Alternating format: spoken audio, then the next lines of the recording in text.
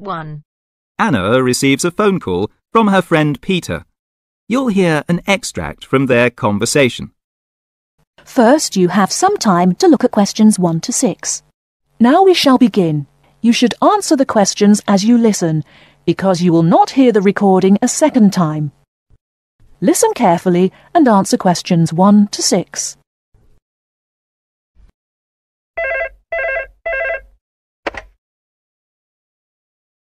Hello. Hi, Anna. Look, I'm sorry to bother you so late. I just wanted to ask you a little favour. Oh, sure. Well, I'd like to help out. Anything you want. Look, I'm going to London for a week. Oh, how wonderful. Oh, I wish I could get away on holiday. Look, I got a problem, though. I got some cats, and, I need a home for them. Oh, well, the only thing is, how many of them are there? Well, there's only 2. Oh, well, that's okay then. I think I still have a box, but it's pretty worn out and a bit dirty. Not too nice, you know. Well, I think that'll be all right. I'm sure it'll be fine as long as you clean it up. I mean, you will have to clean it up because, well, I didn't want to mention this earlier because perhaps, but one of them is pregnant, you see. One of the cats is pregnant and she's going to be delivering pretty soon. Oh, no. I'm a little nervous about it now. I mean, I don't know if I can cope with that. Of course you can. Look, I mean, they're okay. She looks after her babies. She had 6 the last time. You'll love them. 6? Wow. That's just a little too many. I mean, I don't think I could cope with that, I mean. And how do I tell when they're due, you know, when they're going to be delivered? Very simple. You see, the mother starts spending more time in her box and starts meowing a lot. You will know that she's ready to have the babies. Well, what kind of food do I have to give them? Very simple. They don't need anything, and the mother nurses them for about 5 to 6 weeks. You just give the mother cat food and milk. Well, does it have to be hot? No, just fresh milk. Anyway, why do you keep them? I mean, don't they cause you an awful lot of work and trouble? Oh no, they're so sweet. They're so beautiful. You're going to just love them when you see them. They're so nice. Look, the mother also needs some fresh milk every day. Well, how often do I have to give her milk? Just 2 or 3 times a day. Well, here's an idea. Why don't you bring what they need? Then I won't have to worry about it. Okay, I could do that. Before you hear the rest of the conversation, you have some time to look at questions 7 to 10. Now listen and answer questions 7 to 10. Listen carefully to the following talk and choose the correct answer for each question. When the Europeans first came to the American continent more than 400 years ago, there were relatively few diseases and viruses on the new continent. During that time, however, plagues and diseases that killed thousands were floating around Europe. Eventually, some Europeans developed immunity to the unsanitary world of industrialization. When they came to the American continent, however, many of the Native Americans had never been exposed to these viruses and hence did not develop immunity to them. By sharing the same food and water sources, many Native Americans contracted the European diseases. At a time when medical vaccines were still in their early stages, this led to the tragic death of thousands.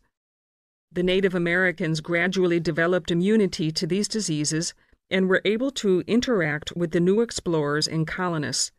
They traded everyday items with each other, which led to the hybridization of these two cultures. One enterprising European colonist had an interesting idea. Why not create a trading post where the two groups could sell their newly combined works of art? Eventually, a post was set up, and the distinctly American works became known throughout the country for their unique styles. The trading post continued for a couple more decades until it eventually faded away.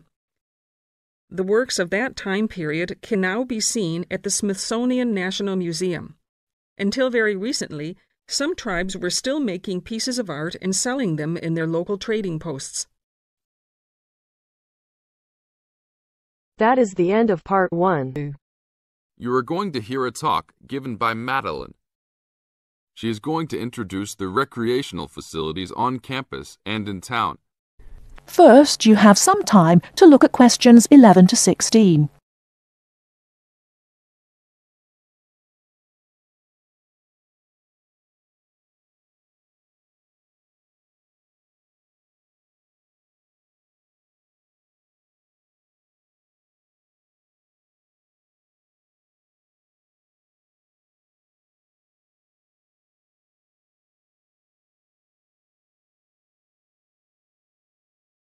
Now, listen carefully and answer questions 11 to 16.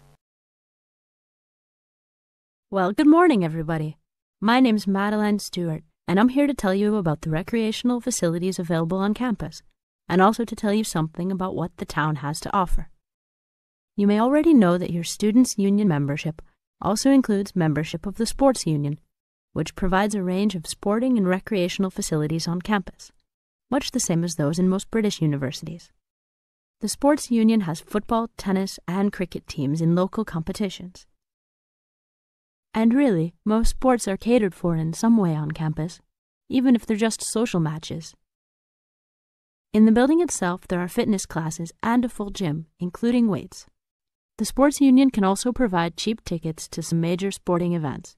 And to keep you up to date with everything available, there's a weekly newsletter distributed around the campus.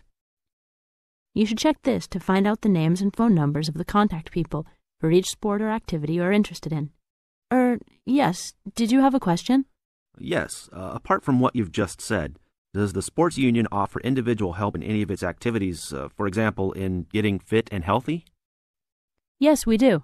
The sports union has a fitness assessment clinic every Friday, staffed by the resident sports trainer, who can provide advice on the best program for you and refer you to various charts. I'm sure you all realize that for any medical assessment or health problem, you should go to the University Medical Service. The sports trainer can also advise you on a suitable training program using the weights. And now on to Ashbury. Before you hear the rest of the talk, you have some time to look at questions 17 to 20. Now listen and answer questions 17 to 20. And now on to Ashbury. For a town of its size, Ashbury has some unusually good leisure and sporting facilities, most of which are near the center of town and easily reached by bus from this campus. There's a new, well, almost new, Olympic-sized swimming pool. That's not quite in the central town area, but it's only a 5-minute walk from the bus stop. Above the pool, there's a high-tech fitness center that any of you more serious fitness lovers would need to check out. Then, in the center of town, there's a sporting complex called the Anderson Center, which contains squash courts and facilities for a number of other indoor sports, such as basketball.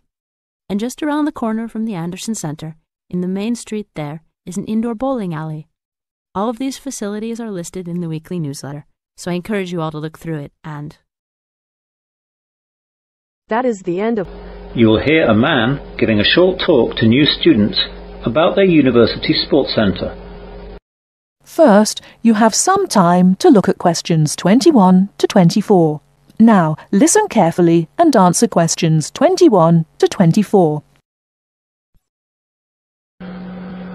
Good morning to all you new students here at Wesley University, and thank you for coming to this talk on the Sports Centre.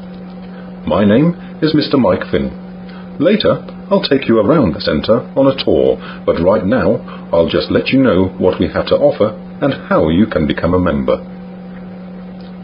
We are at present in the main reception of the Sports Centre. Behind me, we have the main sports hall, where a myriad of different sports take place. We have football, hockey, basketball, badminton, martial arts and netball, to name but a few. We are also planning cricket nets and trampolines in the near future. Aerobics, modern dance and spinning are also held in the main sports hall, and yoga classes are coming soon. There is a large schedule up on the wall behind me detailing when each sport is on. It also gives details of which sports you have to pay extra for in order to join in. Above us, and overlooking the main sports hall, we have our fitness room, which has all the modern weight training machines and aerobic training machines that you could wish for. At present, there are no running machines, as there have been a few accidents with these, and we are waiting for the university to work out its insurance as regards these before we get them back again. Round the back of the main sports hall are our 3 squash courts. These can be reserved at the reception. The one important thing with the squash courts is that you must not wear outdoor or black marking soles on them. You will be fined and suspended from the centre if you do. Next to that, we have the provisional site of the swimming pool.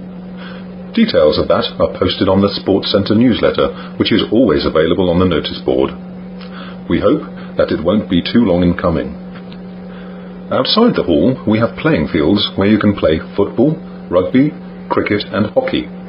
You don't need to be a member of the Sports Centre to enjoy these playing fields, but you might need to join the individual sports clubs.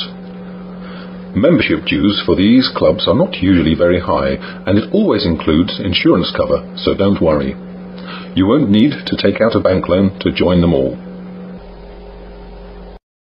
Before you hear the rest of the talk, you have some time to look at questions 25 to 30. Now listen and answer questions 25 to 30. Now let me tell you how to become a student member of the Sports Centre. First of all, any student who wishes to be a student member of the Wesley University Sports Centre must be studying a course at the university, part-time or full-time, and be a member of the Students' Union. So if you wish to join, you must bring your NUS card with you before we can process your application. You must come to the Sports Hall reception between 9 AM and 3:30 PM from Tuesday to Saturday. The membership secretary does not come in on Sundays and Mondays. You must present your NUS card, fill out the application form and pay the subscription. The student subscription for this year is £15. There is usually a joining fee of £5 to join the Sports Centre, but this does not apply to student members. You can pay by cash or cheque, but we don't take credit cards. You used to have to bring 2 passport photos of yourself, but we've gone digital now, so we can take your photo ourselves with our camera at reception. Once you have your Sports Centre membership card, you have the right to use the facilities at any time that we are open. You will need to bring your membership card every time you wish to use the facilities, or you will not be allowed to enter. This is part of our insurance agreement. If you need a replacement card at any time, you will be charged a replacement fee of £5, but you will not need to pay the subscription of £15 again. You may book courts for sport, such as squash and badminton, but you may only do this in person, not on the phone, and you will need the membership card number on your membership card, so don't forget that card. We are open 7 days a week, though opening times vary. Monday through to Saturday we are open from 8 AM to 10 PM, and Sunday we are open from 9 AM to 6 PM. Now, any questions so far? That is the end of part 3. Now turns to part 4. Part 4. You are going to hear a talk about some British customs. Listen to the talk and complete the notes below. First, you have some time to look at questions 31 to 40. Now listen carefully and answer questions 31 to 40. Good morning. My name is Marcia Smith, a counsellor here at the Student Services section of the university, and this morning I'd like to talk to you about visiting a British home. This may help you to cope well with your study and social life in Britain. There is a commonly quoted saying in Britain, "An Englishman's home is his castle," which sums up the importance we give to our own bit of private territory. If you are living in a British home, or are invited to visit or stay with someone, it is important to act thoughtfully. For example, be punctual for meals and, if you know you have to miss one, let your host know as soon as possible. Check whether it is convenient for others in a house when you wish to take a bath or wash and dry laundry. And unless your host employs someone to do the housework, you are expected to make your own bed and keep your room clean and tidy yourself. If you don't have a door key, remember to make arrangements if you intend to be out late, and keep your hosts informed of your whereabouts so they don't worry. These suggestions apply whether you're a guest or a lodger, and will help the household to run smoothly. If you're staying as a guest of a British family, or even visiting for one meal, it is customary to take a small gift of flowers, chocolates, or something to drink. Don't spend too much, as this could embarrass your hosts. If you're staying for several days as a guest, it is usual to give a small present when you leave. Usually, you will get onto first-name terms with people you meet quite naturally and quickly.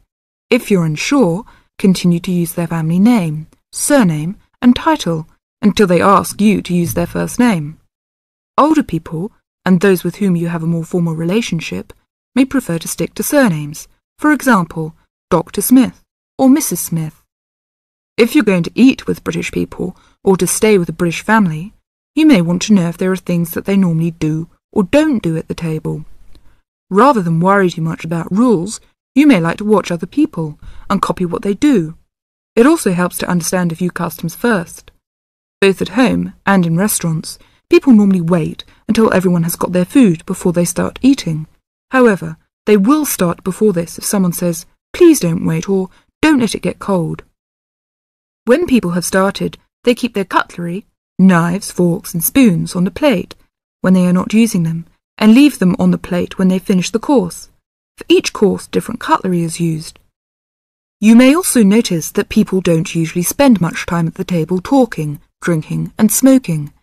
In fact, after dinner at home, it's fairly common for everyone to leave the table together and have coffee in the living room.